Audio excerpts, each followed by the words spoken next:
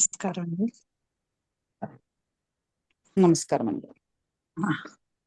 మనం నిన్న 2-2-9 యాజకాది బిశ్చ అనే సూత్రం చూసాం. అంటే యాజకాది గణములో ఉన్నటువంటి సుబంతాలతో షష్ఠి విభక్తి అంత పదము సమసిస్తుంది అని. సో ఇది మళ్ళీ గణంలో సెపరేట్ గా ఎందుకు చెప్పవలసి వచ్చింది అంటే, ఇక్కడ మనకి తృజకాభ్యాం కర్తరి లేదా కర్తరీచ ఆ రెండు సూత్రాలు చేత నిషేధము ప్రాప్తిస్తూ ఉంటే, ఆ నిషేధాన్ని బాధిస్తూ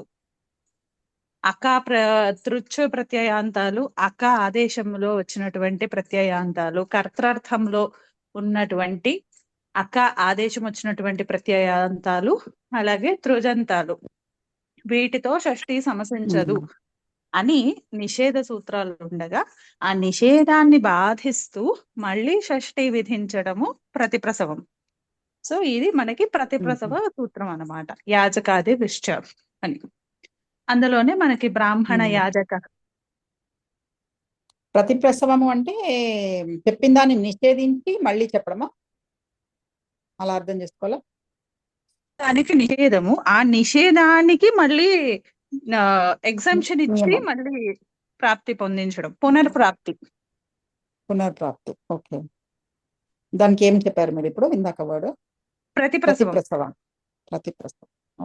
ఇక్కడ కాశికలో ఇచ్చారు చూడండి, సెకండ్ లైన్ లో, పూర్వేణ సమాసః సిద్ధే ఏవ తస్య కర్తరీచ ఇతి ప్రతిషేధే ప్రాప్తే వచనం ఇదం ఆరభ్యతే ప్రతిప్రసవార్థం.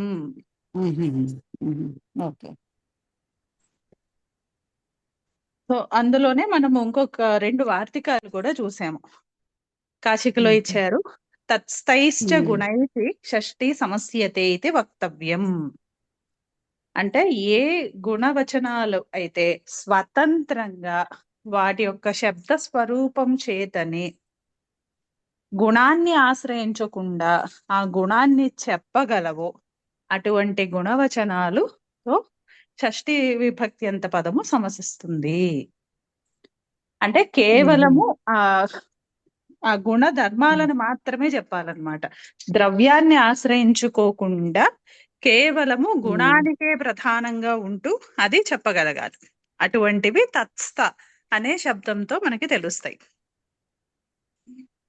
అంటే మనం నిన్న అది చెప్పుకున్నాం, నవీన్ గారు చూపించారు, అట్లాగే పార్వతి గారు కూడా గుణాలలో ఉన్న శ్లోకము అది కూడా చెప్పారు కదా, వైశేషిక దర్శనంలోది. సో అలా మనకి 24 గుణాలు ఉన్నాయి. అవి కేవలము వాటి యొక్క గుణాన్ని ఆధారం చేసుకునే వాటి స్వయం ప్రతిపత్తి ఉంటుంది వాటికి. అంటే ద్రవ్యాన్ని ఆశ్రయించుకుని చెప్పాల్సిన అవసరం లేదనమాట. అంటే ఇప్పుడు ఈ శుక్లము అలాంటివి వర్ణాల లాగా కాదు. ఇప్పుడు వర్ణాలు ఏమైనాయి, శుక్ల పటహ అన్నప్పుడు ఆ శుక్ల అన్నది కేవలము వర్ణాన్ని మాత్రమే చెప్పట్లేదు, ఆ వర్ణముతో కూడి ఉన్న ద్రవ్యాన్ని ఆశ్రయించుకుని కూడా ఉంటుంది. అలాగే అక్కడ ద్రవ్య ప్రధానంగా ఉంటుంది.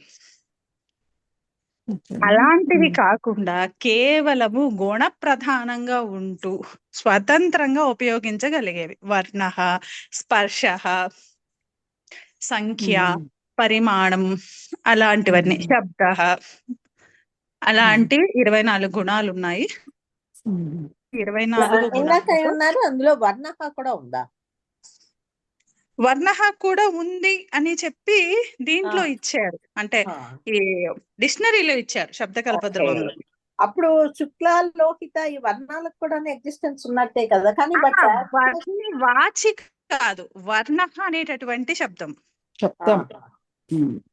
అంటే వర్ణము అన్నది కూడా ఒక ప్రాపర్టీ కదా.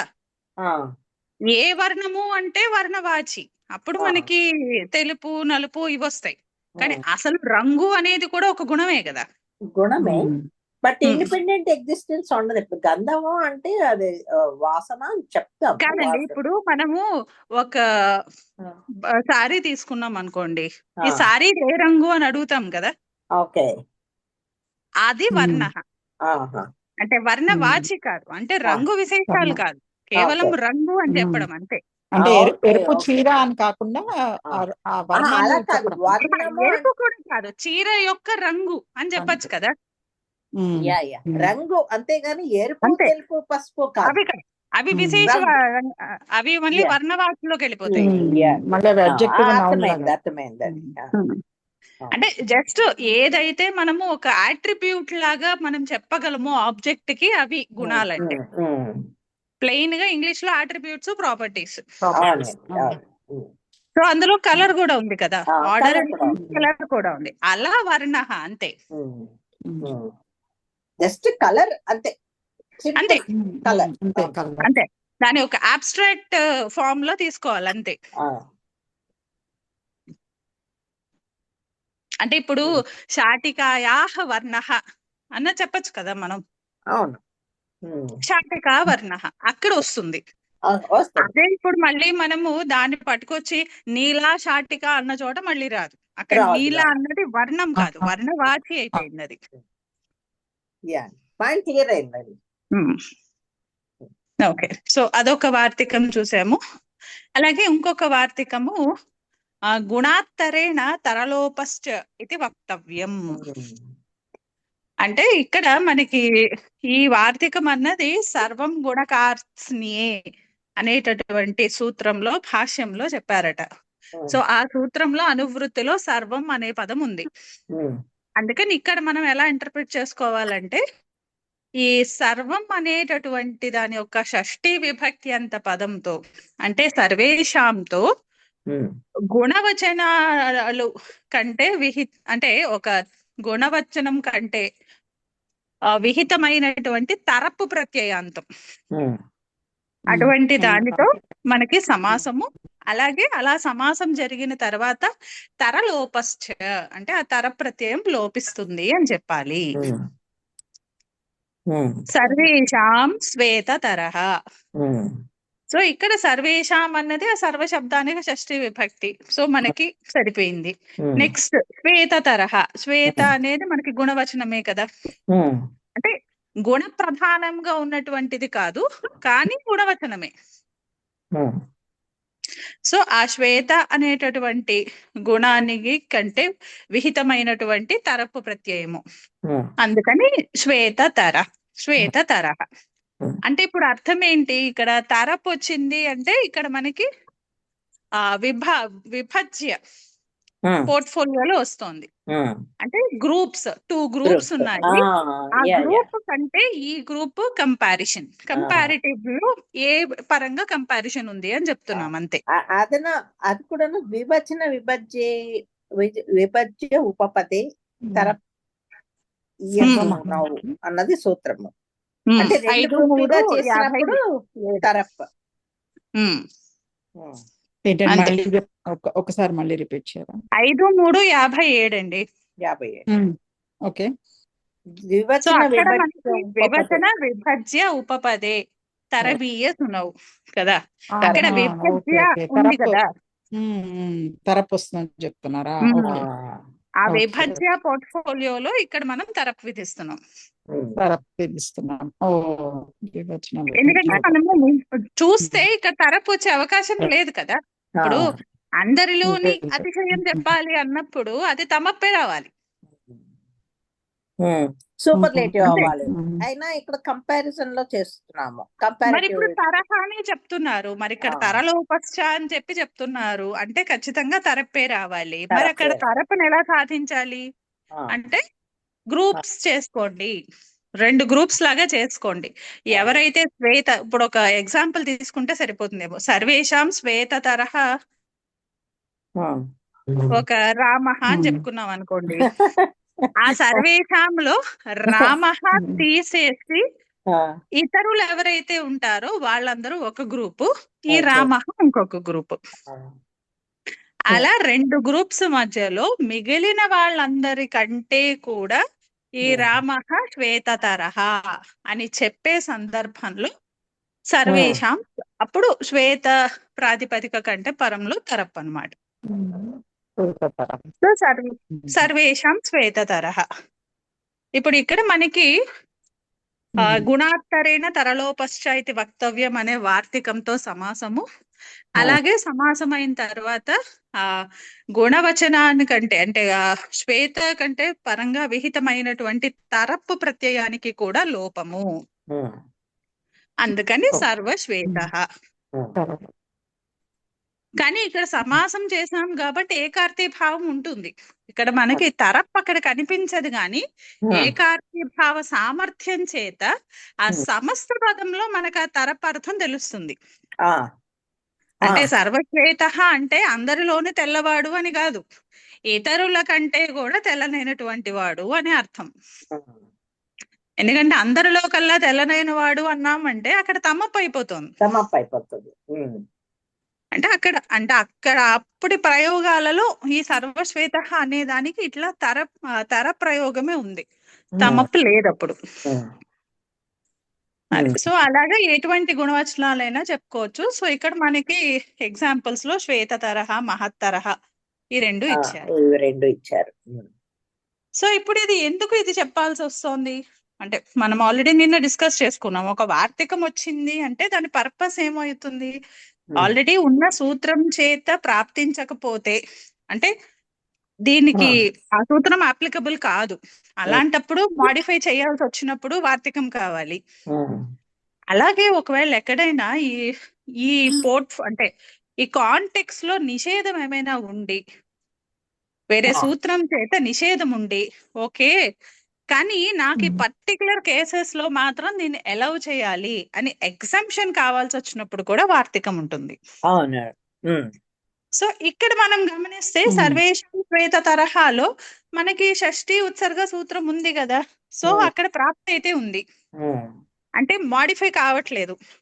మరి ఇప్పుడు ఇంకేం మిగిలింది, ఎగ్జంప్షన్ కావాలి. ఎగ్జంప్షన్ అంటే ఎక్కడో నిషేధం ఉంది.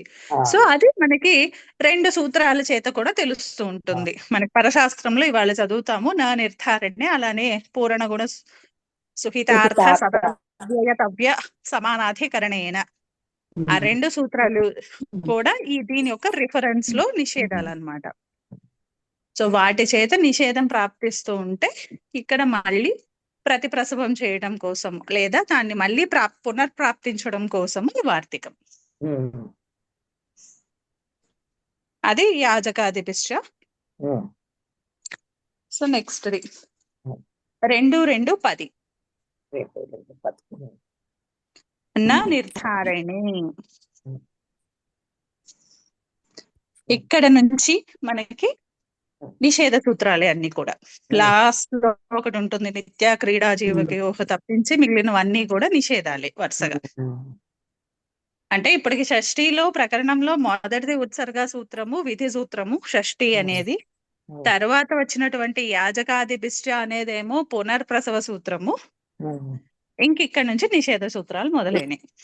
సిద్ధాంత కౌముదిలో ఈ సూత్రంలో ఇచ్చారండి ప్రతిపద విధాన షష్ఠీ సమస్యతే ఇది వాచ్యం. భాష్యంలో ఈ సూత్రంలోనే ఉంది, నా నిర్ధారణలోనే ఉంది.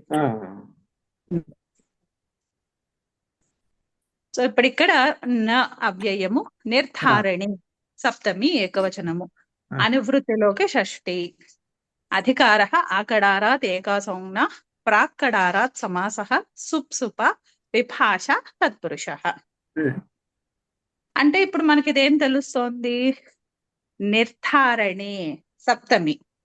ఇది ఏ సప్తమి, గమ్యమా అంటే అర్థం చెప్పేటటువంటి సప్తమి అనుకోండి.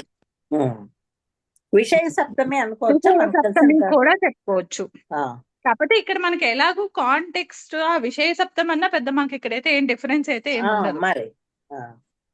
అందుకని నిర్ధారణ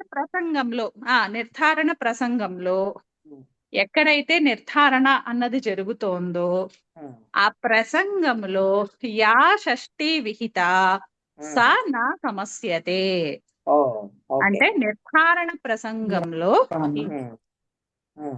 అయితే షష్ఠీ విభక్తి విధిస్తామో అటువంటి షష్ఠీ విభక్తి అంతము సమర్థవంతమైన సుబంతముతో సమసించదు. ఓకే, సో ఇప్పుడు ఇది తెలుస్తోంది. మరి ఇప్పుడు నిర్ధారణం అంటే ఏమిటి? నిర్ధారణి అని చెప్తున్నాం కదా, నిర్ధారణ ప్రసంగంలో అని అంటే ఏమిటి అంటే మనకి జాతి గుణ క్రియలతో ఒక సముదాయం నుంచి ఒక దానిని వేరు చేయవలసి వచ్చినప్పుడు దానిని నిర్ధారణం అంటాం. అంటే సెపరేషన్, ఒక గ్రూప్ నుంచి కొన్ని బయటికి తీయాలి అన్నప్పుడు దానికి ఏవో ఒక క్వాలిఫికేషన్ ఉండాలి కదా, అంటే ఏదో ఒక క్రైటీరియా లేకపోతే ఒక బేసిస్ Yeah. ఉండాలి కదా. సో ఆ బేసిస్ ఏంటి? సెపరేషన్ బేసిస్ జాతి లేదా గుణం లేదా క్రియ. ఈ 3 బేసిస్ లో మనము ఒక సముదాయం నుంచి ఒక దానిని వేరు చేయటమే నిర్ధారణం. మరి అలా వేరు చేసే ప్రసంగంలో షష్ఠి ఎలా వస్తుంది? ఇక్కడ ఏం చెప్తున్నారు? అలా వేరు చేస్తున్నప్పుడు ఏదైతే షష్ఠి విధిస్తున్నామో అటువంటి షష్ఠి అంతము సమసించదు అని చెప్తున్నారు. అంటే ఇక్కడ మనకి షష్ఠి రావాలి. మరి ఇప్పుడు దేనికి వస్తుంది షష్ఠి? ప్రసంగం అయితే అర్థమైంది సెపరేషన్ అని, కానీ ఇప్పుడు సెపరేషన్ లో దేనికి వస్తుంది, ఎలా వస్తుంది అంటే ఇప్పుడు మనము యతశ్చ నిర్ధారణం ఈ సూత్రం చదువుకున్నాం. పేపర్ కారకాలలో చూసాం మనం విభక్తి దాంట్లో 37, 38 ఎక్కడికో వస్తుంది ఇది. కారకాలలో 2, 3, 41 యతశ్చ నిర్ధారణం అంటే దేని నుంచి అయితే మనకు ఒకదాన్ని విడదీస్తున్నామో అటువంటి ఆ సముదాయానికి యతః యస్మాత్ అంటే దేని నుంచి అయితే విడదీస్తున్నామో దానికి సప్తమి గాని షష్ఠి విభక్తి గాని విధిస్తున్నాం అన్నమాట. అంటే ఒక సముదాయం ఉంది, ఒక సముదాయంలోంచి ఒకదాన్ని తీసేస్తున్నాము, బయటికి విడదీయాలి అని అనుకుంటున్నాము.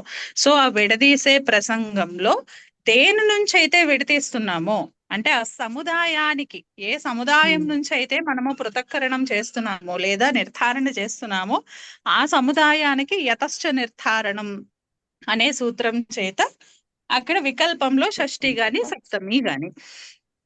సో అలా మనకి నిర్ధారణ ప్రసంగంలో సముదాయానికి షష్ఠి విభక్తి వస్తుంది. అలా విహితమైనటువంటి షష్ఠి విభక్తి అంత పదము సమసించదు. అది నా నిర్ధారణి అనే సూత్రం చెప్పేదన్నమాట. సో ఇప్పుడు ఒకసారి ఎగ్జాంపుల్ చూద్దాము.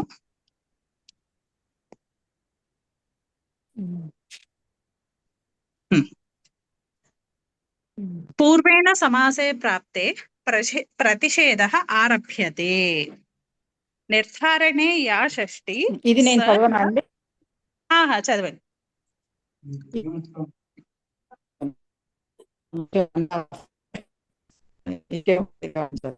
మీ మాటలు బ్రేక్ అవుతున్నాయండి వాసు గారు. ఇది కాశికలోదండి. మాటలు బాగా బ్రేక్ అయింది. ఒక్క నిమిషం. ఇప్పుడు బాగుంది, క్లియర్ గా ఉంటుంది చూడండి. ఓకే, నా నిర్ధారణలో కాశిక అండి ఇది. పూర్వేణ సమాసే ప్రాప్తే ప్రతిషేధ ఆరభ్యతే. నిర్ధారణే యా షష్ఠి సా న సమస్యతే.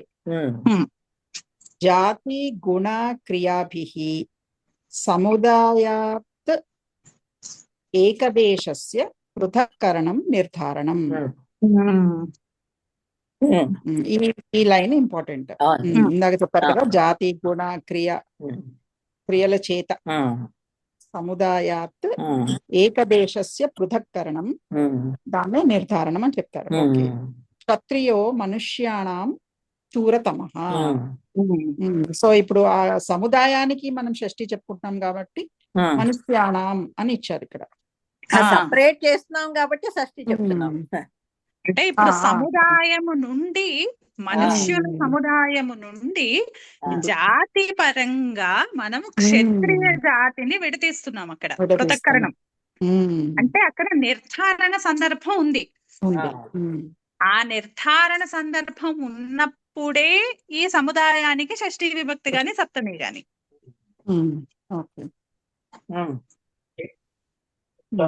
క్షత్రియో మనుష్యాణం శూరతమః. ఇంకోటి కృష్ణ అని దీర్ఘం ఇచ్చారండి ఇక్కడ. మరి స్త్రీలింగం కదా, క్షీరతమా అని ఇచ్చారు చూడండి. Okay okay. కృష్ణ గవాం సంపన్న క్షీరతమా. ఓకే, కృష్ణ గవాం అంటే నల్లనైన ఆవులలో నల్లనైన ఆవు ఆ యొక్క పాలు ఆవులలో నల్లని ఆవులు ఆ ఎక్కువ ఆవులలో పాలిస్తాయి. నల్లనైనటువంటి ఆవు బాగా క్షీర సమృద్ధి కలిగినటువంటి ఆవు. ఓకే. ఆ సో అక్కడ టాపిక్ కృష్ణ అని అనమాట. ఓకే. తమప్ వచ్చింది చూడండి. చీకతమా వచ్చింది. ఆ, ఓకే. సో ఇక్కడ మనకి నా నిర్ధారణే వలన అక్కడ ఏం జరుగుతోంది? క్షత్రియ మనుష్యానాం సూరతమః. ఉమ్, మరి ఇప్పుడు ఇక్కడ ఈ అసలు సమాసము జరిగే స్కోప్ ఉందా? మనుష్యానాం క్షత్రియ. ఇప్పుడు ఈ Hmm. మనుష్యానాం అన్న మా సముదాయ శబ్దానికి షష్ఠీ విభక్తి ఎందుకు వచ్చింది? నిర్ధారణ ఉంది కాబట్టి. దేని యొక్క నిర్ధారణ? క్షత్రియుడి యొక్క నిర్ధారణ ఉంది కాబట్టి వచ్చింది. అంటే ఇప్పుడు రెండిటికి పరస్పర అన్వయం ఉన్నట్టే కదా. మనుష్యానాం క్షత్రియాకి అంటే అది ఉన్నందువల్లే మనుష్య సముదాయానికి షష్ఠీ విభక్తి వచ్చింది. మరి ఇప్పుడు పరస్పర అన్వయం ఉంది అంటే సామర్థ్యం ఉంది కదా, రెండిటికి కూడా సమాసం అయ్యేటటువంటి సామర్థ్యం ఉంది. సో ఇక్కడ ఉత్సర్గ సూత్రము షష్ఠీ అదేమంటుంది? అదేం మాట్లాడదు కదా, జస్ట్ నాకు షష్ఠీ విభక్తి అంత పదము సమర్థవంతమైన సుబంతముతో సంసిస్తుంది. మరి ఇక్కడ రెండిటికి కూడా సమర్థత అయితే ఉంది కదా.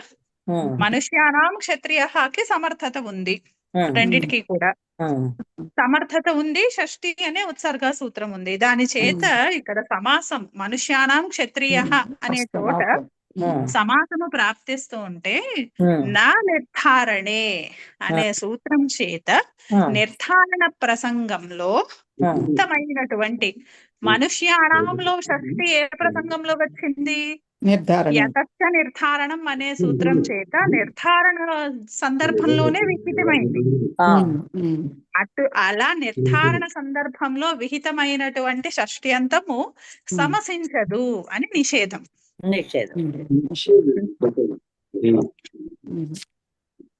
అందుకని ఇక్కడ మనకి మనుష్యానాం క్షత్రియాలు ఇంకక్కడ సమాసం లేదు. కాకపోతే అక్కడ సమర్థత ఉంది, అయ్యే స్కోప్ ఉంది. ఈ సూత్రం దాన్ని నిషేధించేస్తుంది అనమాట అవుట్ రైట్ గా.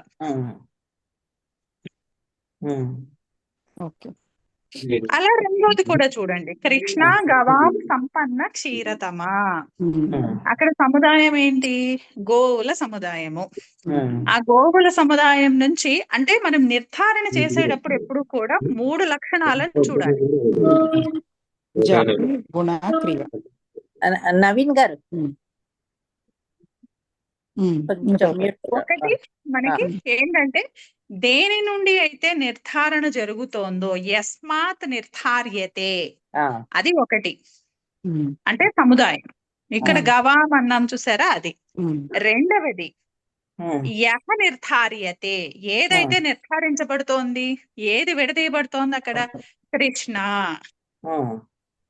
ఆ నిర్ధారణకి ఇప్పుడు ఏంటి అంటే దాని యొక్క హేతు ఏంటి, దాని రీజన్ ఏంటి, ఎందుకని వై ఆర్ యూ సింగ్లింగ్ అవుట్ ఆ నల్ల గోవుని అంటే అది పాలు ఎక్కువ ఇస్తుంది కాబట్టి. అంటే అక్కడ హేతు ఏమైంది? సంపన్న క్షీరతమా అన్నది హేతు అయిపోయింది. అంటే ఊరికే జస్ట్ అక్కడ నల్లనన్నవన్నీ కూడా ఊరికే తీయట్లా, మనం సెపరేట్ చేయట్లా. దాన్ని సింగిల్ అవుట్ చేసేది ఎందుకు? దానికి ఉండే లక్షణాన్ని అంటే ఒక ఉత్కృష్టమైన లక్షణాన్ని చూపించడానికే మనం సింగిల్ అవుట్ చేస్తాం కదా సముదాయం నుంచి. సో ఇది ఏ బేసిస్ లో మనం ఇప్పుడు కృష్ణావుని పృథక్కరణం చేస్తున్నాము? అది పాలు ఎక్కువ ఇస్తుంది కాబట్టి దాన్ని విడిగా చూపిస్తున్నాం అన్నమాట. హైలైట్ చేయడం అండి ఇది. ఏంటండి హైలైట్? ఇప్పుడు చాలా ఉన్నాయి ఆవులు, ఆ ఆవులు మనము ఒక నల్ల ఆవుని హైలైట్ చేస్తున్నాం. ఏ లక్షణంతో హైలైట్ చేస్తున్నాము? పాలు ఎక్కువ ఇస్తుంది అనే లక్షణంతో హైలైట్ చేస్తున్నాం. దేనిని హైలైట్ చేస్తున్నాము? నల్ల ఆవుని హైలైట్ చేస్తున్నాం. ఎక్కడి నుండి హైలైట్ చేస్తున్నాము? గవాం నుండి హైలైట్ చేస్తున్నాం. అంటే ఈ 3 ఉంటాయి అన్నమాట. 3 దాన్ని ఏమంటారు, నాకు ఎగ్జాక్ట్లీ వర్డ్ తెలియదు, కానీ అక్కడ 3 విభాగాలు ఆలోచించాలి నిర్ధారణ ఉన్నప్పుడు.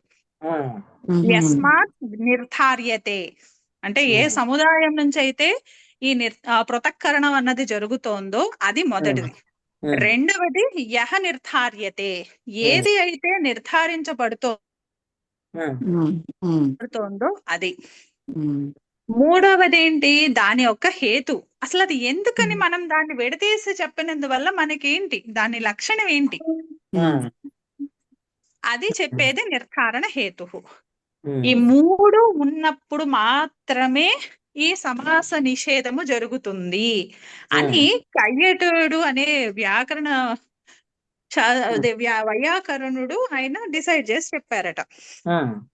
అంటే కయ్యటుడు ఆయన మహాభాష్యానికి భాష్యం రాస్తూ ప్రతి చోట నా నిర్ధారణే అంటే కేవలము నిర్ధారణ ప్రసంగంలో మనుష్యానాం క్షత్రియ అని ఉన్న చోట అక్కడ ఆపాలి అని కాదు.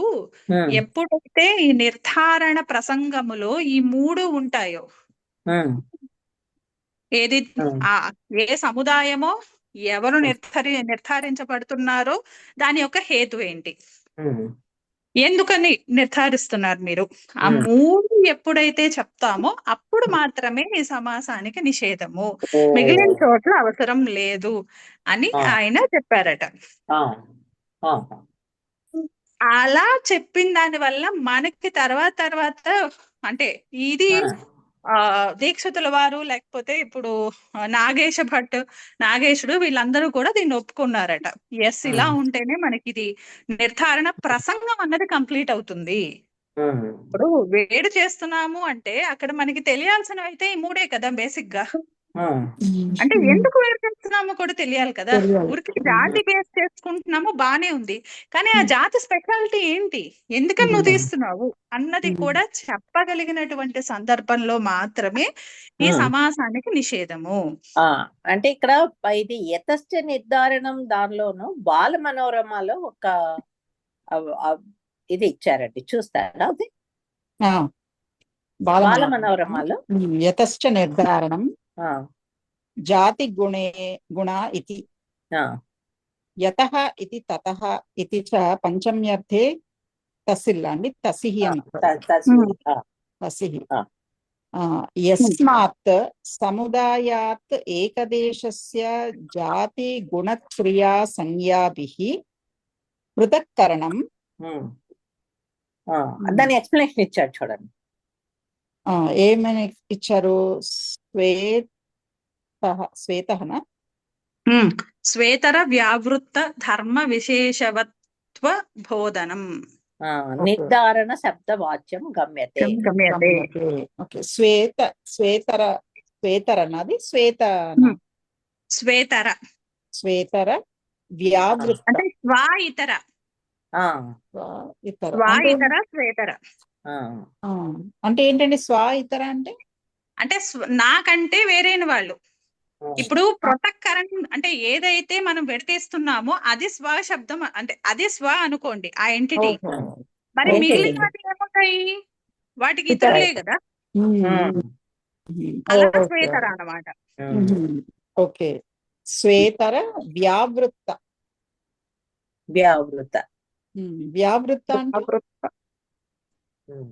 వ్యావృత్త ధర్మ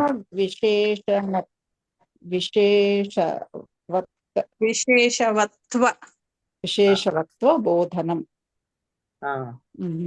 నిర్ధారణ శబ్దవాక్యం అంటే నిర్ధారణం అంటే అంటే ఇక్కడ వాళ్ళ ఉద్దేశం ఏంటంటే ఈ మనం అంటే ఏ హేతువుతో అయితే మనం చేస్తున్నామో నిర్ధారణ, ఆ ధర్మం ఏదైతే ఉందో, ఒక ధర్మ విషయం ఏదైతే ఉందో, ధర్మం అంటే ఇక్కడ గుణధర్మాలు అనుకోండి, ఒక క్వాలిటీ.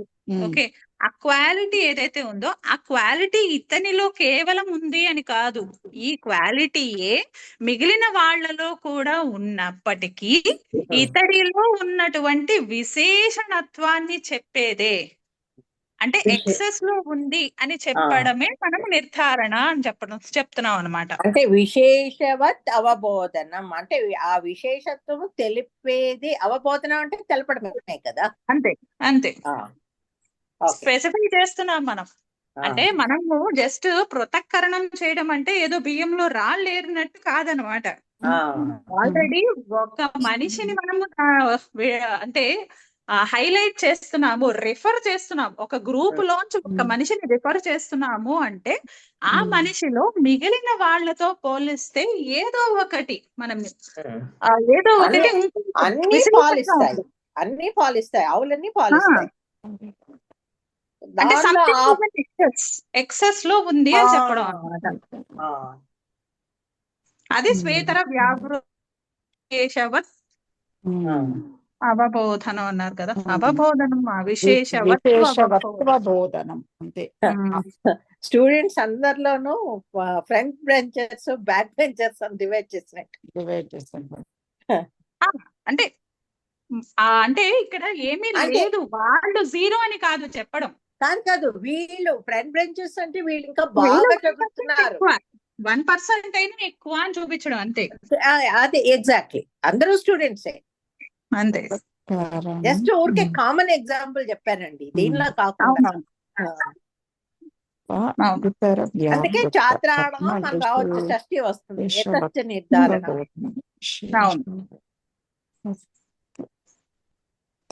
శేషవత్వ ఇది ఓన్లీ ద్విత్వం అంటే విశేషవత్ అండి, విశేషవత్ అవబోధనం అండి, శేషవత్ కాదు. ధర్మ విశేషవత్ అంటే ఆ ధర్మము విశేషంగా ఉంది అని. నిర్ధారణ శబ్దవాచ్యం గమ్యతే తస్మాత్ షష్ఠీ సప్తమ్యా విత్యర్థః. అంటే సప్తమి కాదు, షష్ఠి కాదు. అంటే గవాం కృష్ణ బహుక్షీర అనొచ్చు, మళ్ళీ గోషు కృష్ణ బహుక్షీర అని కూడా అనొచ్చు. సమాసము రాదు. అదే షష్ఠి అన్న దీంతో వస్తున్న సమాసము ఇక్కడ ఆపుతుంది. సప్తంలో వాడినప్పుడు సమాసం వస్తుందో లేదో మళ్ళీ చూద్దాం. ఓకే.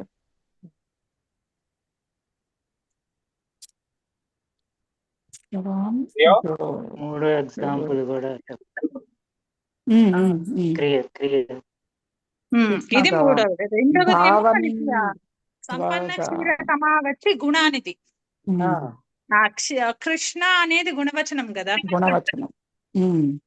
సో ఆ గుణవచనాన్ని ఆధారం చేసుకుని ఇది ఏంటంటే డిఫరెన్స్ ఉంటుంది. నిర్ధారణ హేతువు వేరు, ఈ జాతి గుణ క్రియలు వేరు.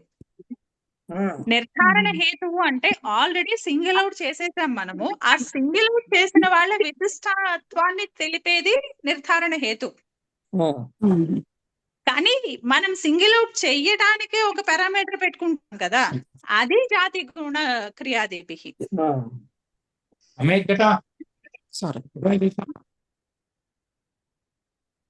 సో అలా మూడవది ఉంది ఇక్కడ మనకి, ధావన్ అధ్వగానాం శీఘ్రతమః. ఇక్కడ క్రియ.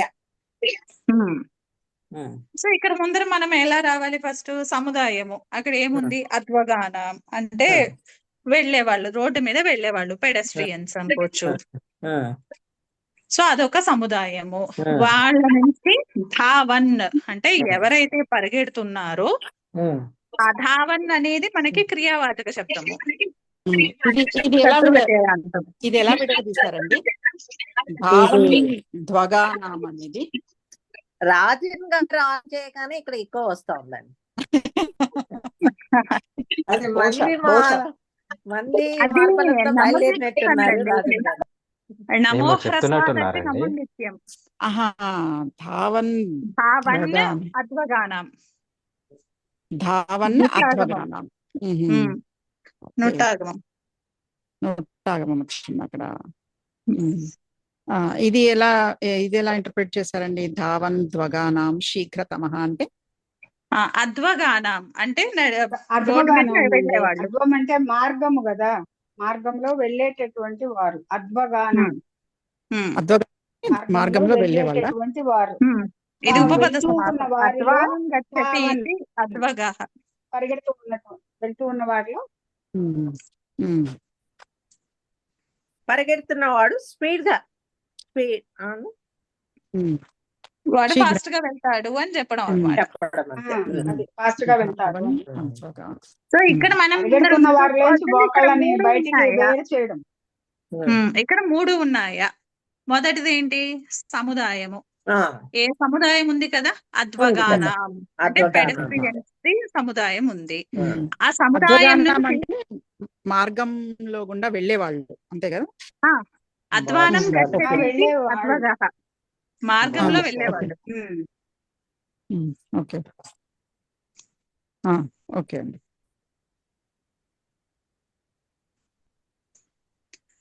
సో వాళ్ళలోంచి ధావన్ అంటే ఇది క్రియావాచక శబ్దం మనకి. సో పరిగెట్టుకుంటూ ఇది 10K అవి పెడుతూ ఉంటారు చూడండి, క్యాన్సర్ దీనికన్నా 10K రన్ 5K రన్, అది పరుగు తొందరగా నడిచేవాళ్ళు పరుగు పెట్టేవాళ్ళు ముందు వెళ్తారు, మిగిలిన వాళ్ళందరూ వెళ్తూ ఉంటారు. కానీ certain group youngsters who can walk very fast, వాళ్ళది ఒక గ్రూప్ అనుకోండి, బాగా వయసు అయిపోయిన వాళ్ళు పార్టిసిపేట్ చేస్తారు కానీ అలా వెళ్తున్నారంటే ఆ మార్గం.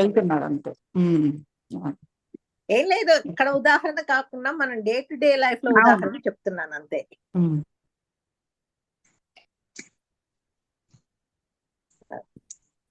సో ఇక్కడ కూడా మనకి ధావన్ ఇది క్రియావాచక శబ్దము. అంటే క్రియతో మనం ఇక్కడ ఈ అద్వగానం అనేటటువంటి ఆ సమూహంలోంచి ధావన్ పరిగెడుతున్న వాడిని పృథక్కరణం చేస్తున్నాం.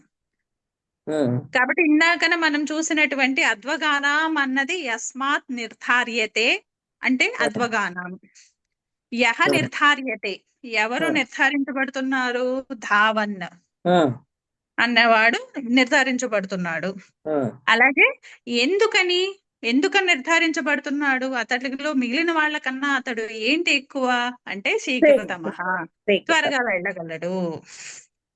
సో ఇది నిర్ధారణ హేతు అన్నమాట. అంటే ఇప్పుడు మనకి ఇక్కడ 3 ఉన్నాయిగా, ఈ 3 ఉన్నప్పుడు ఏం చెప్తున్నారు? నా నిర్ధారణే అనే సూత్రం చేత ఇక్కడ అద్వగానం అనేటటువంటి యతస్య నిర్ధారణం అనే సూత్రంలో నిర్ధారణ ప్రసంగంలో విహితమైనటువంటి షష్ట్యంతం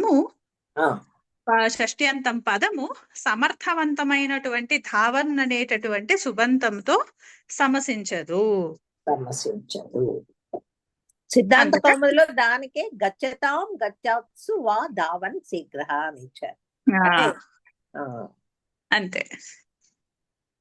గచ్చతాం షష్ఠి, గచ్చాత్సు సప్తమి.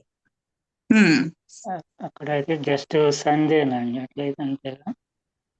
అంతే అండి, ఇక్కడ సంధి మాత్రమే. ఇక్కడ సంధి మాత్రమే.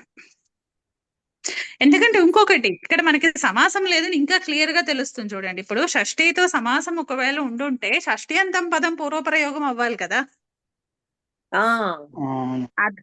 అద్వగ ధావత్ రావాలి కదా. అది పూర్వప్రయోగం రావాలి, తుప్పులకు లోపం రావాలి. సో కేవలం నిషేధాన్ని చూపిస్తున్నారు అన్నమాట. ఇదేమో క్రియ. ఆ పృథక్కరణం అన్నది క్రియా రూపంలో జరిగింది, క్రియావాచక శబ్దంతో జరిగింది అని చెప్పి చూపించారు. సో ఇది నా నిర్ధారణే. సో ఇక్కడ ఈ నా అన్న చోట యోగ విభాగం చేసి ఇక్కడ ఒక వార్తికం, చాలా ఇంపార్టెంట్ వార్తికం. ప్రతిపద విధాన చ షష్ఠి న సమస్యతే ఇది వక్తవ్యం. అంటే ప్రతిపద విధానంలో విహితమైనటువంటి షష్ట్యంతము సమర్థవంతమైన సుబంతముతో సమసించదు. అలాగే ప్రతిపద విధానము అంటే ఏంటో చూసుకున్నాం మనము. శేష లక్షణ షష్ఠిని విడిచిపెట్టి మిగిలిన సూత్రాల చేత ఎక్కడైతే షష్ఠి విభక్తి విధించబడుతోందో అవన్నీ కూడా ప్రతిపద విధాన షష్ఠియే. ఇవన్నీ కూడా కారక ప్రకరణంలోనే వచ్చాయండి ఇవన్నీ. ఇంకా వేరే అక్కడే చూసాం మనం.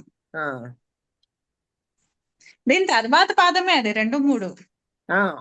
కానీ మనం కంప్లీట్ చేసాం. ఇప్పుడు అర్థమవుతోంది ఒక్కొక్కటి, అప్పటికంటే ఇప్పుడు అర్థమవుతోంది.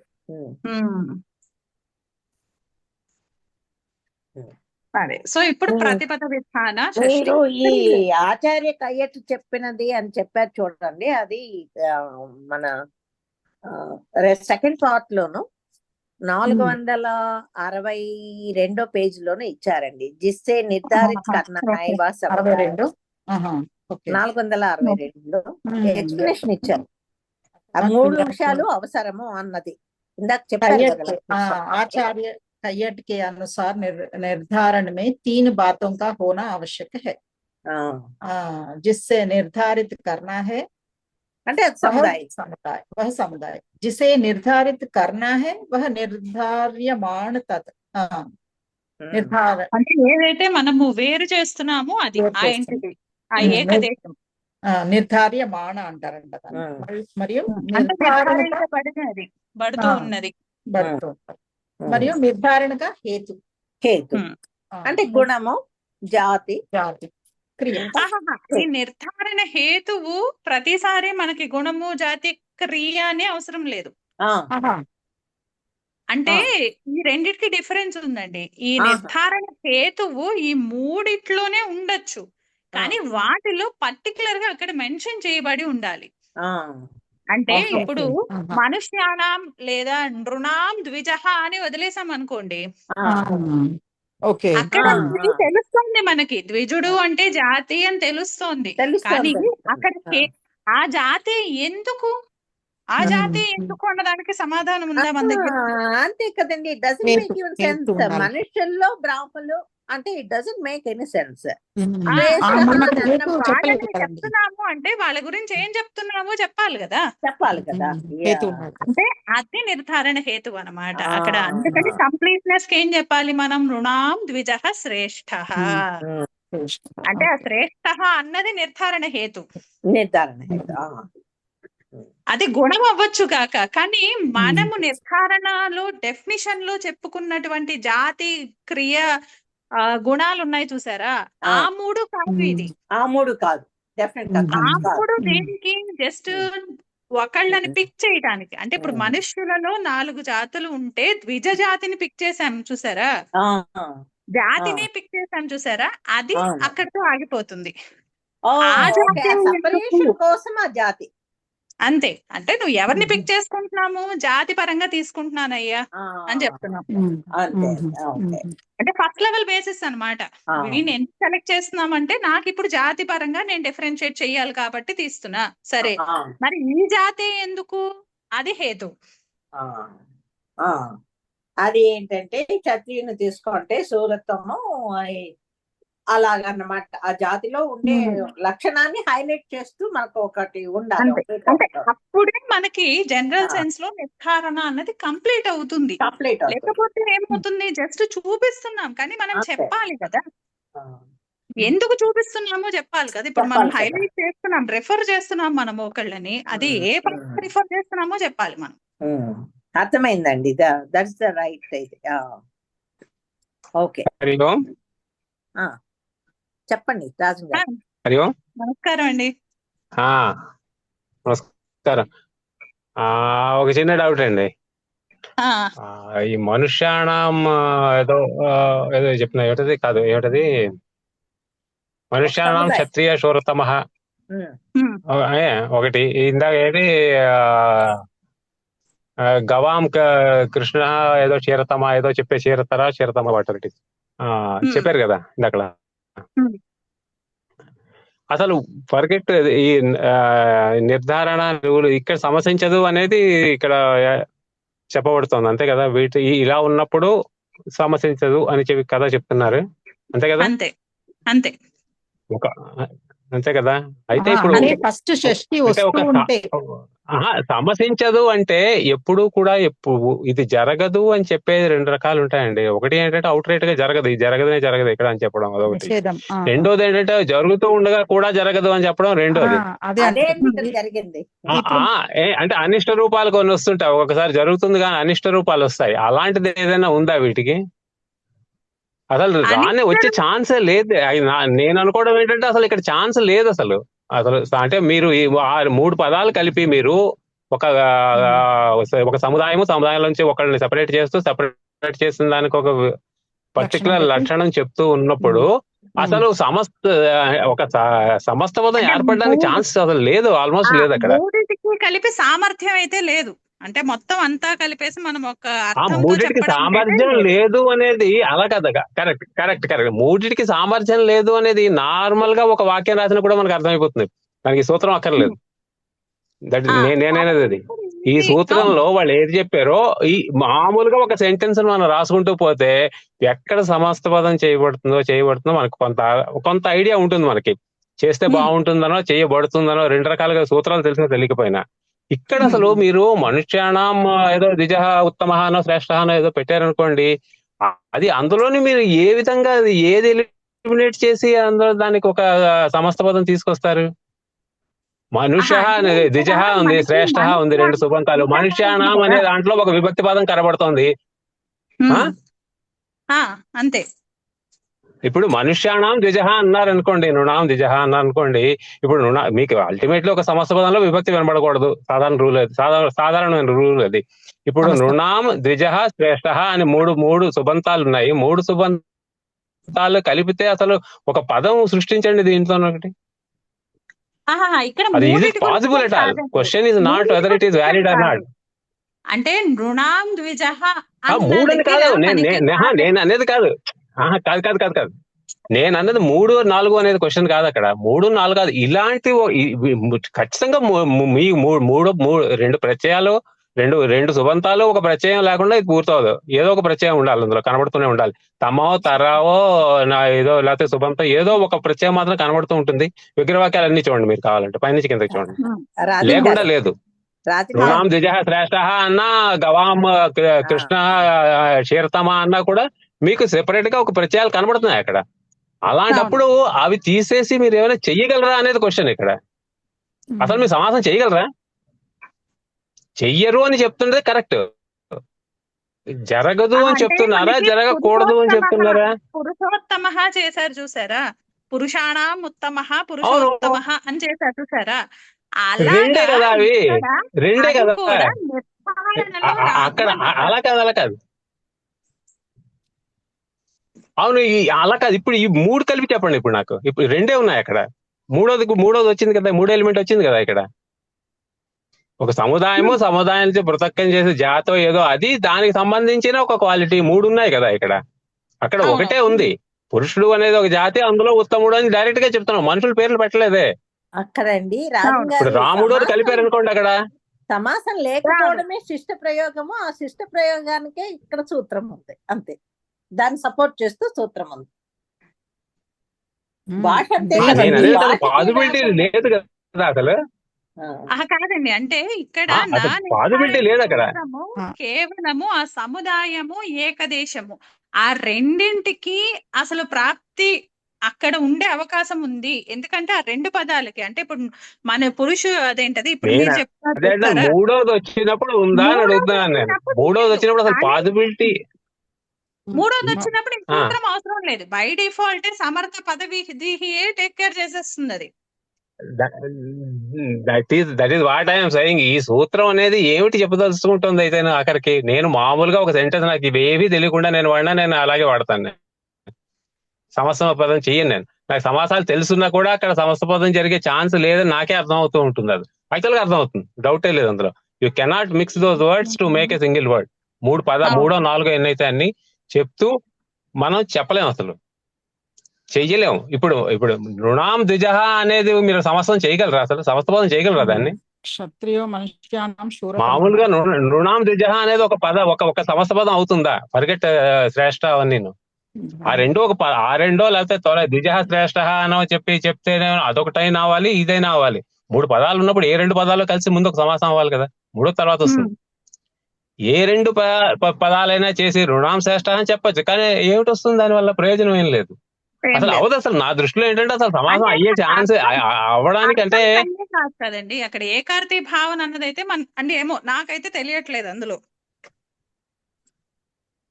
అదే నేను అలా జరగదు కదా. అలాంటప్పుడు ఇంత పని కట్టుకొని ఇక్కడ జరగదు అని ఎందుకు చెప్పాల్సి వచ్చిందని అంటున్నాను నేను. అది అంటే జరగదని ఎప్పుడు చెప్తారంటే ఏం చెప్పలేదు కదండి. ఉత్సర్గ సూత్రంలో ఏం చెప్పేశారు? షష్ఠీ విభక్తి అంత పదము సమర్థవంతమైన సుబంతంతో సంసిస్తుంది అని చెప్పేశారు.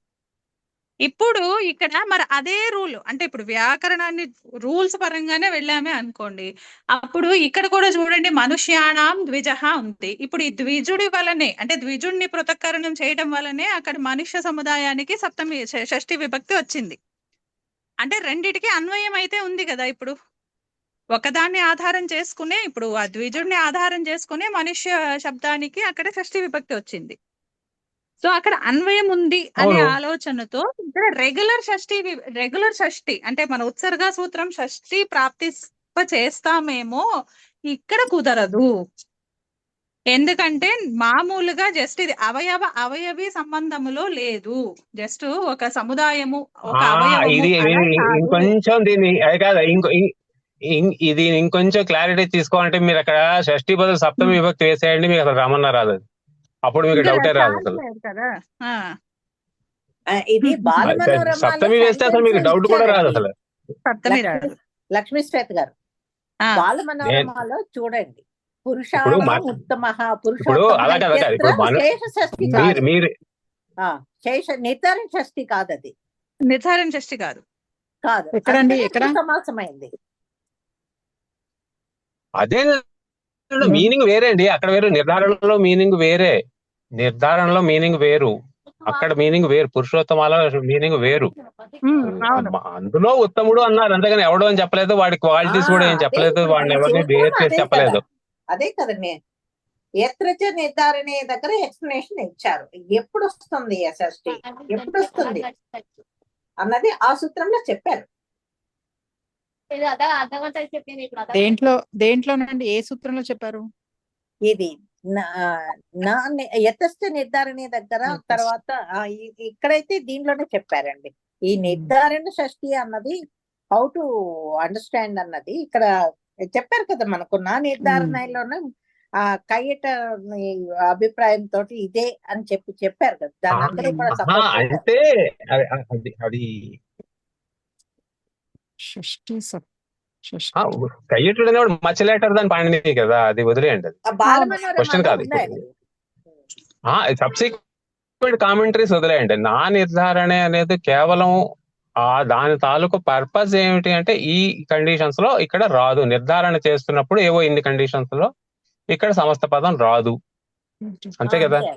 అంతే అంతే కదా అంతే కదా.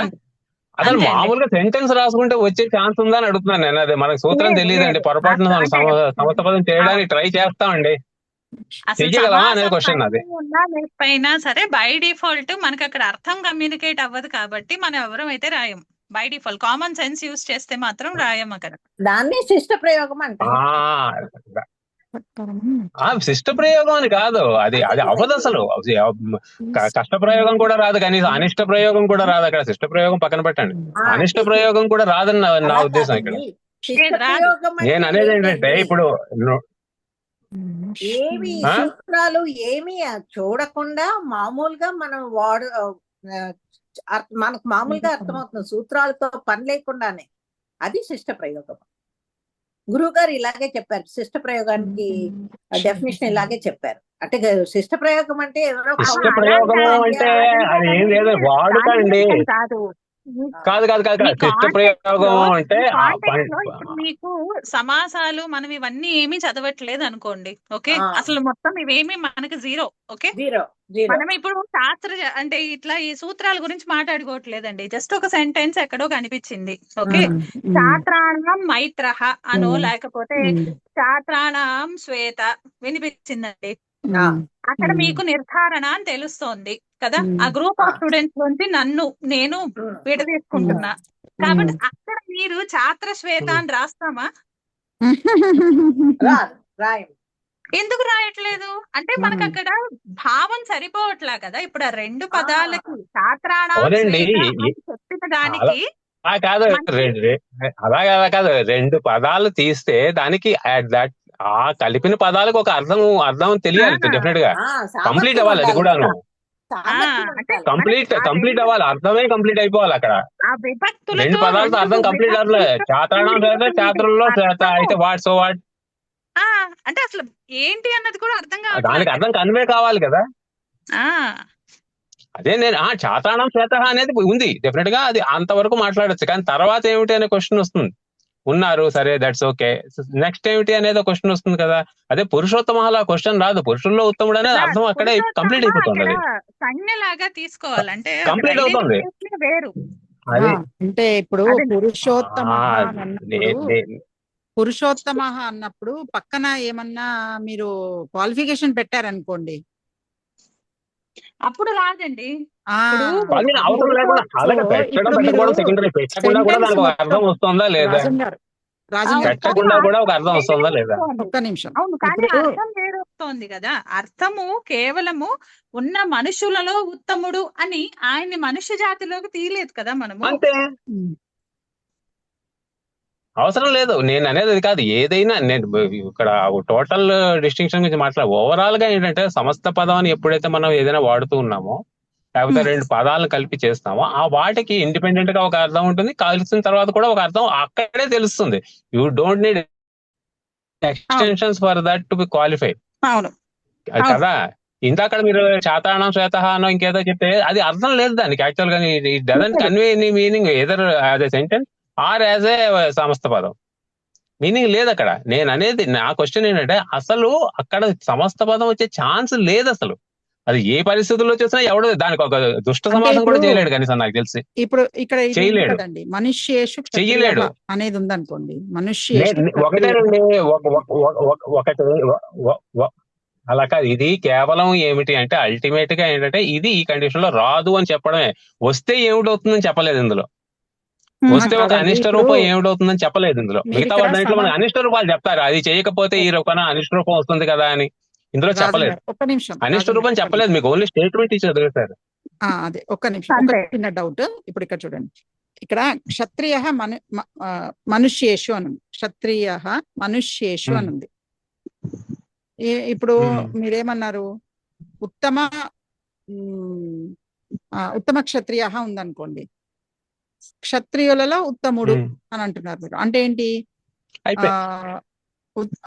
అంతే. ఇంకా అంటే ఉత్తముడు అంటే మరి దాని తర్వాత క్వాలిఫికేషన్ కూడా మనం చెప్పుకోవాలా?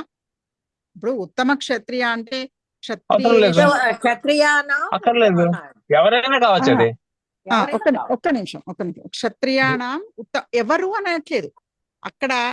అక్కడ క్వాలిఫికేషన్ దేంట్లో ఉత్తముడు, దేంట్లో శ్రేష్ఠుడు, లేకపోతే క్షత్రియులు కూడా క్వాలిటీలో ఉత్తముడు అంతే. ఇప్పుడు క్షత్రియ అనేది ఎప్పుడైతే డిఫైన్ చేస్తామో దానికి కొన్ని క్వాలిటీస్ కూడా డిఫైన్ అయి ఉన్నాయి. ఆల్రెడీ ఉన్నాయి. క్షత్రియ అనే పదంతో మనకు వచ్చే ఒక కాన్సెప్ట్ ఒకటి ఉంది. అది ఏమి ర్యాండమ్ పేరు కాదు. అలాగే ఏదో పురుషులు అంటే ఒక క్వాలిటీ ఉంది, దానికి ఉన్న ఐడెంటిఫికేషన్స్, కొన్ని క్వాలిఫికేషన్స్ ఉన్నాయి. వాటిల్లో ఉత్తముడు అంతే. అంతే. ఏదైతే మనం డిఫైన్ చేస్తాం ఆల్రెడీ డిఫైన్డ్. ఇవన్నీ క్షత్రియ గాని, పురుష గాని, స్త్రీ గాని, ఇవన్నీ డిఫైన్డ్.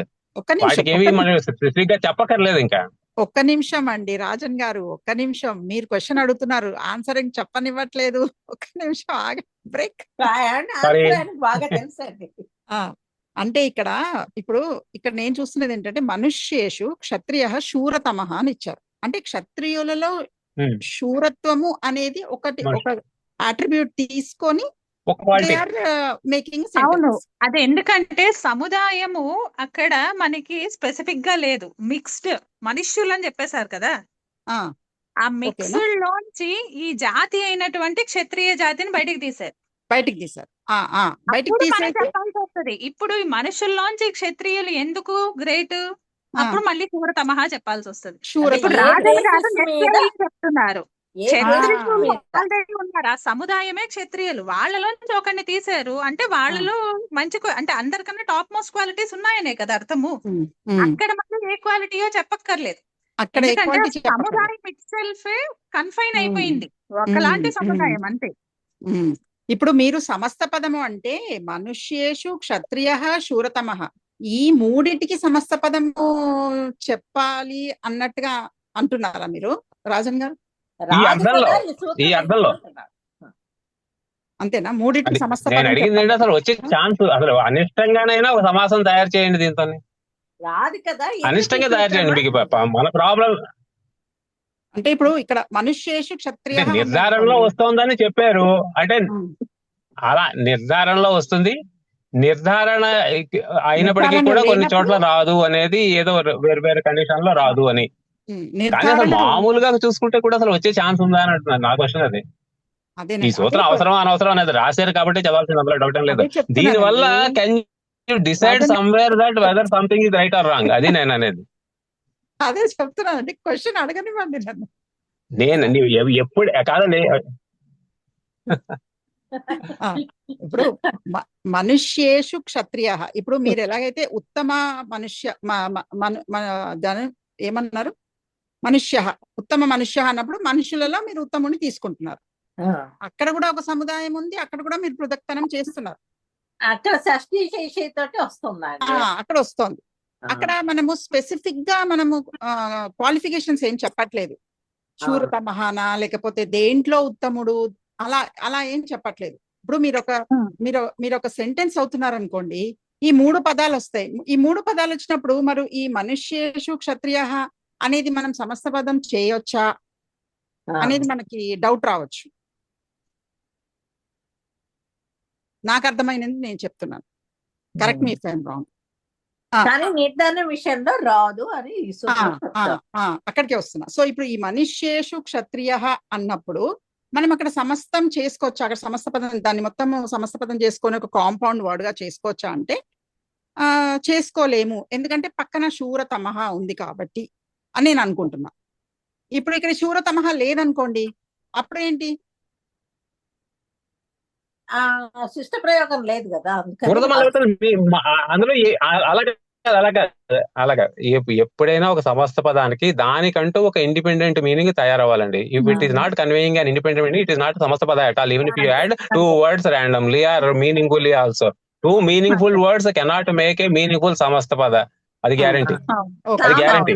మీరు ఒక పదం చెప్తున్నారు అంటే దానికి అక్కడే అర్థం తెలియాలి. సో అది లేదు, ఆ ఫెసిలిటీ లేదు ఇక్కడ. లక్ష్మీశ్వేత గారు, ఆ ఫెసిలిటీ లేదు ఇక్కడ. అదే నేను అనేది. సూత్రం ఉంది కాబట్టి నేను సూత్రాన్ని ఏమి క్వశ్చన్ చేయట్లేదు. రాశారు, బాగుంది. నిజంగా ఏంటంటే మనకి ఇంకో తెలుసుకోవడానికి ఉపయోగపడింది. ఎక్కడ రాదు అని తెలుసుకోవడం పడుతుంది. కానీ ఒకవేళ రాదు అని ఎందుకు చెప్తున్నారు అంటే అది రాకూడదు అని చెప్పట్లేదు, రాదు అని మాత్రమే చెప్తున్నారు అనేది నా సిద్ధాంతం. అంతే. It just doesn't happen, not that it should not happen. తేడా ఉంది రెండింటికిను. ఇది నిషేధము అని ఇది రాదు అంటే ఇక్కడ రాదు అంతేను, అంతే. దానికి అనిష్ట రూపాలు లేవు. వేరే చోట్ల అనిష్ట రూపాలు ఉన్నాయి మనకి. అంటే ఎలిజిబుల్ కాదు అని చెప్పడం సమాసం. ఎలిజిబిలిటీ లేదని చెప్తున్నారు. ఎలిజిబిలిటీ ఎందుకు లేదంటే మామూలుగా రాసుకున్నా కూడా ఎలిజిబిలిటీ లేదు దానికి. You cannot create a meaningful word out of those 3 combination. 3 ఖచ్చితంగా ఉండాలి పదాలు. ఇందులో 2తో సరిపోదు. 3 పదాలు ఇండిపెండెంట్ గా ఉండాలి. ఆ 3 కలిపితే ఒక పదం అనేది రాబడకుండా ఉండాలి. 2 జరగాలి అక్కడ. అంటే రాబడకుండా ఉండడం అంటే అది cannot convey any meaning to you. Any which way you add it cannot be the original meaning. అది మీరు నృణాం ద్విజ శ్రేష్ఠ అన్నారనుకోండి, ఆ నృణ ద్విజ శ్రేష్ఠ ఏ విధంగా కలిపినా కూడా మీకు సమస్త పదం మీనింగ్ఫుల్ గా తయారవుతుంది. ఏదో పదం తయారవుతుంది, అది వేరే విషయం. అత అనిష్ట రూపం కూడా రాదు, అసలు ఏ రూపం కూడా రాదు. అక్కడ వచ్చే ఛాన్స్ లేదు. అక్కడ మీనింగ్ఫుల్ గా రావాలి కదా. It should be meaningful. అది కన్వే చేయాలి. ఒక పదం ఉందంటే అది మనకు ఆ మీనింగ్ ని కన్వే చేస్తూ ఉండాలి. అది లేదు ఇక్కడ. అది లేదు.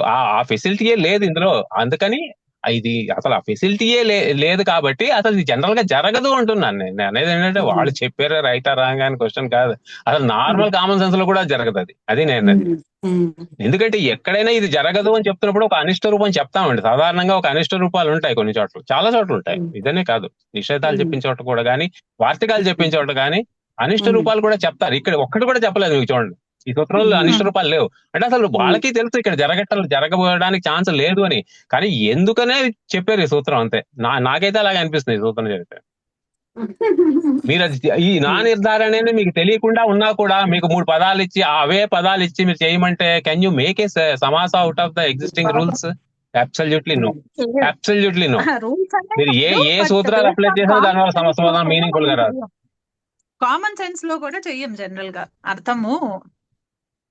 అదే నేను అసలు ఆప్షనే లేనప్పుడు ఇంతలాగే ఎందుకు దీనికి ఎక్స్ప్లెనేషన్ వస్తుంది అనేది రెండో క్వశ్చన్ అక్కడ. కయ్యటడే రాశాడో ఏమోనంటే లేకపోతే ఇంకెక్కడో నేను అన్నది మమ్మటోడు రాశాడో పాయింటే అని తెలియదు. కాకపోతే నా వరకు నాకంటే ప్రస్తుతం నాకున్న లిమిటెడ్ నాలెడ్జ్ కి నాకు అనిపించింది ఏంటంటే ఎవరైతే కొద్దిగా ఈ అంటే సూత్ర పరంగానే వెళ్దాము అని అనుకుంటే మనకి సూత్రం అయితే అలౌ చేస్తోంది కదా. ఇప్పుడు ఆ షష్ఠీ విభక్తి చేయనివ్వండి. అంత పదము కానీ allow కాదు, చేస్తోంది. ఇప్పుడు రెండో పాయింట్ వస్తాను. ఒకవేళ కరెక్ట్ బై మిస్టేక్ గా అది అలౌ చేస్తోంది కదా అని చెప్పి చేస్తారేమో. ఈ కేసులో నిర్ధారణ చెయ్యండి. చెప్పాల్సినప్పుడు మాత్రము డెఫినెట్లీ అసలు ఇక్కడ Correct. సమాసమే లేదు కరెక్ట్ అంటే సమాసమే లేదు అని ఇంకొంచెం Correct. projected Correct గా కదా? చెప్పడానికి స్పష్టార్థం. కరెక్ట్ అవన్నీ కరెక్టే. నాకు ఇప్పుడు మీకు ఈ సూత్రం తెలియదు అనుకొని దీనికి సమాసం చేసి చెప్పండి. ఇప్పుడు నాకు నేను మీరు అడిగిన వెంటనే చెప్పడానికి ట్రై చేయండి. కదా. మీ విగ్రహ వాక్యాలు అన్ని వేసుకొని జస్టిఫై చేసి చెప్పండి నాకు. ఇట్ డజంట్ వైబ్రేట్ మీకు డెఫినేషన్ లేదని ఇప్పుడు తెలుసు, నిన్న తెలియదు కదా. మరి మీరు నిన్న అడగాల్సిన ప్రశ్న ఈ రోజు నేను అనేది కూడా అదే. నేను అనేది ఏంటి అంటే ఇది కేవలం ఇది జరగదు అని ఎందుకు చెప్పారంటే జరిగితే బాగుండదు కాబట్టి జరగదని చెప్పారు అంతే, ఇంకేం లేదు. It doesn't fit in to the scheme at all. అంటే ఇట్ డజంట్ ఫిట్. ఇది ఒక సెపరేట్ గా దీనికి ఒక పెద్ద ఇదే జరిగితే అంటే అక్కడ సమాసం మీకు ఈ సూత్రం అలా కాదండి. కావాల్సినటువంటి అర్థము అక్కడ కనిపించదు. ఆ అర్థం స్పష్టంగా క్లియర్ గా ఉండదు.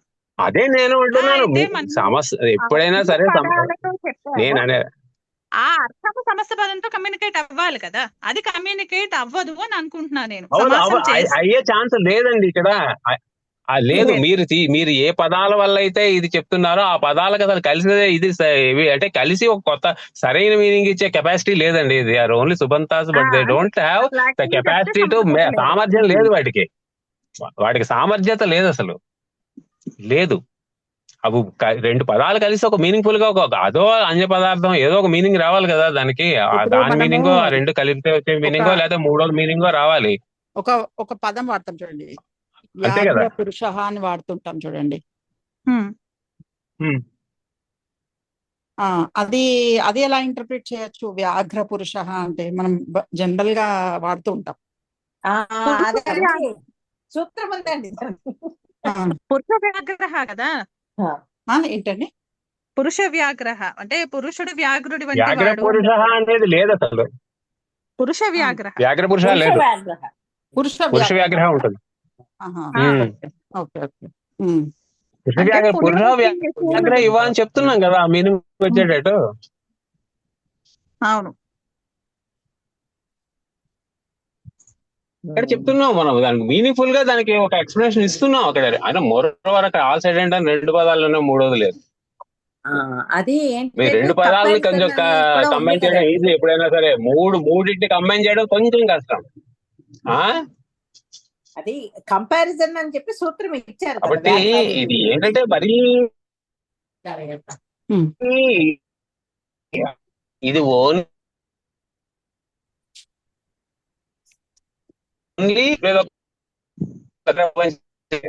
అంటే మూడు పదాలు వాటంతటా వాటికి ఒక ఇండిపెండెంట్ మీనింగ్ ఉండాలి. ఒక ఛాన్స్ లేదు, ఎక్కడ ఆప్షన్ లేదు అసలు. ఐ కెనాట్ ఎలిమినేట్ ఎనీ విభక్తి ఇన్ దిస్. ఏ విభక్తిని నేను ఎలిమినేట్ చేయలేను. నేను సమస్త పదం కొన్ని ఒక క్వాలిటీ అదే కదా, విభక్తులు లోపం అని చెప్తాం కదా. ఇందులో దేన్ని లోపం చేసి రెండు కలిపితే నాకు మీ ఏ మీనింగ్ వస్తుంది? నృణాం శ్రేష్ఠ అంటే ద్విజ అంటే నృణాం శ్రేష్ఠ అని చెప్పి వదిలేస్తామా, అయితే ఇది శ్రేష్ఠ ద్విజ అని వదిలేస్తామా? ఏ రెండు పదాలు ముందు కలపాలి? అలా రాదు.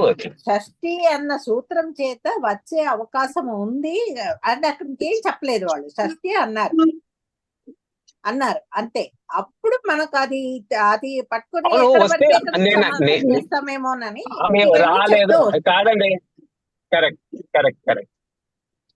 నేను అనేది ఏంటంటే ఒకవేళ వచ్చింది అనుకుందాం, మనకు ఈ సూత్రం తెలియదు, నేను షష్ఠితో సమాసం చేసేద్దాం ట్రై చేస్తున్నాను. ఇప్పుడు దీనికి ఏమైనా రూపం చెప్పండి అని అడుగుతున్నాను. చెయ్యొద్దని చెప్తున్నారు. నా నిర్ధారణ చెయ్యొద్దని చెప్పలేదు, మీకు మీకు తెలియదు. ఇప్పుడు మీకు తెలియదు, మీరు ట్రై చేశారా లేదా? షష్ఠి సూత్రం నిన్నే నేర్చుకున్నాము. అందుకని లక్ష్మీ శ్వేత గారు మమ్మల్ని అలా లేదు.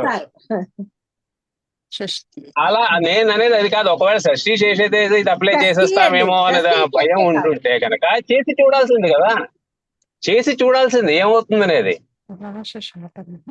సూత్రం చదివాం కాబట్టి ఇది కుదరదని చెప్తున్నా. సూత్రం చదవకపోతే వస్తుందని నిజంగా మనకు అంత అనుమానమే ఉంటే ట్రై చేసి ఉండాలి కదా. ట్రై చేస్తే ఏదో ఒక స్టేజ్ కి ఆగిపోవాలి కదా. అది can we do that or have we done that? అంటే ఇప్పుడు షష్ఠిలో ఎగ్జాంపుల్ కింద వాడు ఇచ్చేసాడు కాబట్టి ధైర్యంగా చెప్పేస్తున్నాం మనం. సొంతంగా ఆలోచిస్తే ఫస్ట్ గా ఏంటంటే సొంతంగా ఆలోచిస్తే అప్పుడు ఏంటి వస్తుంది రూపం? ఏ రూపం వస్తుంది కదా అసలు. Can we make it? అది నెక్స్ట్ క్వశ్చన్. అదే అక్కడ can we make at least unmeaningful word అయినా ఏదైనా తయారు చేయగలమా? చేసి దాన్ని జస్టిఫై చేయగలమా? జస్టిఫై చేయాలి కదా. సమస్త పదం అంటే ఊరికి కలిపేయడం కాదుగా. జస్టిఫై చెయ్యలేము అసలు, ఎట్టి పరిస్థితుల్లో చేయలేదు. మీరు చూడండి, ట్రై చేసి చూడండి. మీరు ఏ రెండు పదాలు కలిపి ఒక మీనింగ్ఫుల్ గా ఒక మాట తీసుకురండి. మనకి అర్థం తెలిసిపోయింది, కాన్సెప్ట్ తెలిసిపోయింది, సూత్రం తెలిసిపోయిన తర్వాత కాదు. తెలియనప్పుడు ఒకవేళ షష్ఠి ఒకటే తెలుసుంటే కెన్ వి మేక్ ఏ సమాస్ ఆఫ్ దీస్ 3 వర్డ్? నేను అందుకంటాను 3 ఇండిపెండెంట్ గా పదాలు ఇచ్చేస్తే వాటితో ఒక మీనింగ్ఫుల్ సమాసం చేయడం వస్తేనే సమాసాలు వచ్చినట్టండి. సూత్రాల ద్వారా అనేది కేవలం నాలెడ్జ్ కోసం. I always believe in that. కనీసం చదువుతున్నప్పుడు, సమస్త పదం చదువుతున్నప్పుడు అది ఏ సమాసం అయితే అయింది కాక కనీసం విగ్రహవాక్యం కరెక్ట్ గా నాకు రావాలి కదా. అదే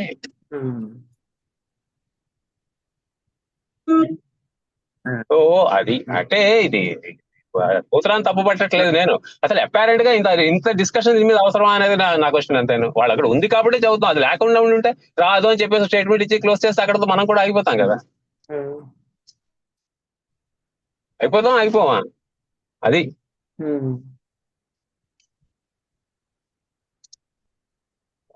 అంటే దాని తాలూకు నెసెసిటీ ఎంత ఉంది అనేది కూడా ఉంటుందండి. వాళ్ళు రాశారు కాబట్టి తప్పని నేను అన్నాను. కానీ దాని అవసరం కూడా subsequently whether it is necessary for us at this level of at this time after so many years, అది కూడా ఉంటుంది. ప్రతి సూత్రము అంతే అవసరం ఉండకపోవచ్చు కూడా నా దృష్టిలో. ఉన్నది కాబట్టి చదవడం అనేది తప్పదు, డౌట్ లేదు. ఎక్కడొక్కటి చెప్పాలి, దీనివల్ల ఇది రాదు అని ఎవరికో చెప్పాలి కాబట్టి చదవాలి, అందులో డౌట్ లేదు. కానీ అన్ని సూత్రాలు అవసరం లేదండి, డెఫినెట్ గాను డౌట్ లేదు. నాకైతే డౌట్ లేదు అందులో. ఈ సూత్రాలను జస్ట్ అలా చదివేసి వదిలేస్తాం అంతేను. అంతే. ఇది చదివి వదలాల్సిన సూత్రాల్లో ఇది కూడా ఒకటి. ఎందుకంటే అసలు అయ్యే ఛాన్సే లేని చోట ఇది అవ్వదు అని చెప్పడం అనేది మీనింగ్లెస్.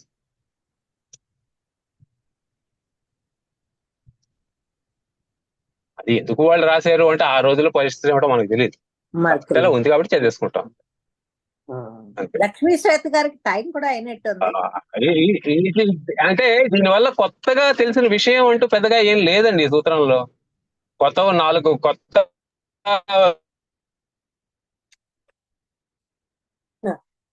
మాకున్న జ్ఞానాన్ని నిర్ధారణ చేసుకుంటున్నాం మేము ఇవన్నీ చదివి. అంతే ఉందో లేదో కనుక్కుంటున్నాం. ఎంత అర్థమైందో ఎంత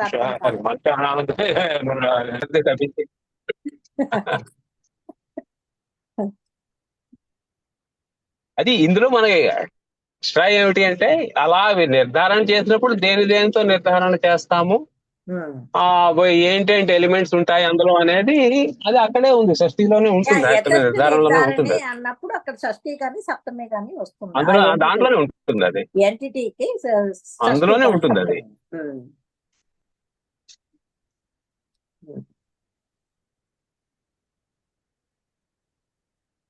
అది సూత్రంతోనే అయిపోతుంది అసలు. అది ఇది నా ఉద్దేశం ఏంటంటే ఇది పెద్దగా ఇన్స్టాంట్ గా తెలియకపోయినా పెద్ద గ్యాప్ ఏమి రాదనుకుంటాను నేను. అంటే ఇప్పుడు ఎవరైనా ఈ 3 పదాలు ఇచ్చారు, రుణం దిజాశ్రేష్ట అన్నారు అనుకోండి, అదేంటి ఇక్కడ ఉన్నాయి కదా 3 సుబంతాలు ఉన్నాయి, నువ్వు ఎందుకు ఇక్కడ సమస్త పదం చెయ్యలేదు అని ఎవరిని అడుగుతారా? అడిగితే వాళ్ళైతే ఏమిటి చెప్తారు, మనమైతే ఏమిటి చేయగలము? ఇవి కూడా క్వశ్చన్ చేయాలి. అది కూడా ఉంది సూత్రం తాలూకు purpose. What happens, what does not happen, what should not happen, or alternatively what happens. ఈ 4 ఉంటాయి ఒక సూత్రంలో జనరల్ గా. ఈ 4 ఏ 3 2 ఉంటాయి. ఇందులో ఇది ఏమిటంటే ఇట్ డస్ నాట్ హ్యాపెన్ అనే దగ్గర ఆగుతుంది ఇది, అంతే. ఇంకేం లేదు. అంత ఎక్స్ప్లెనేషన్ డౌట్ లేదు అందులో. అది ప్రతిపద విధాన షష్ఠి నా సమస్యతే అనే వార్తికం చేత కూడా ఈ సమాసం రాకపోవచ్చా అండి? వార్తికమైన చాలా అదొకటి చాలా ఎన్ని సూత్రాలు నేర్చుకోకుండా అయితే ప్రతిపద విధానం ఇందాక ఏదో చెప్పారు కదా, అంటే శేష షష్ఠి కాకుండా షష్ఠి విధించబడితే దానికి ప్రతిపద విధానం అని పేరు ఏదో చెప్పారు మరి ఆ ఇందాక. వార్తికమే చాలు కదా. ఎగ్జాక్ట్లీ, అబ్సల్యూట్ గా వార్తకం చాలు నేను చెప్తున్నాను. ఆ ప్రతిపద 3 పదాలకు విధానం అర్థం తెలిస్తే ఈ షష్ఠి నా సూత్రంలో ఎక్స్ప్లెనేషన్ సమష్టికే. అంతా అనవసరం.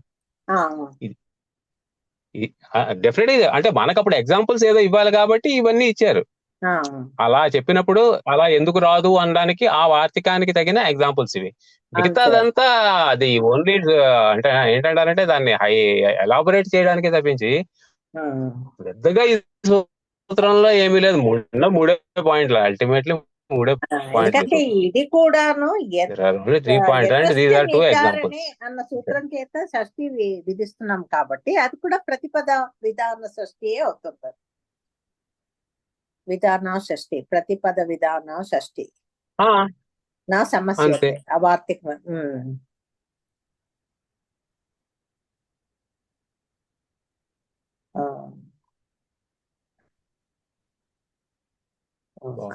ఇది ఊరికనే అక్కడి నుంచి ఇంటి దాకా డ్రైవ్ చేసుకోవచ్చు. టైం ఇంటికి వచ్చాను. లక్ష్మీ శ్వేత గారికి కూడా ఏదో క్లాస్ ఉంది మరి 5:20కో ఎంతో, ఆవిడ ఇంకా ఉన్నారు వెళ్ళకుండా. అది ఇదండి భగవద్గీత క్లాస్. భగవద్గీత క్లాస్ ఉంది కదా, 5:15కి వెళ్ళిపోతారు. మరి ఇంకా ఉన్నారు, ఆన్లోనే ఉన్నారు ఇంకా. అయ్యో సారీ, 5 o'clock నుంచి ఆవిడకి రిమైండ్ చేస్తూ ఉంటాం. మీరు రిమైండ్ చేయారా?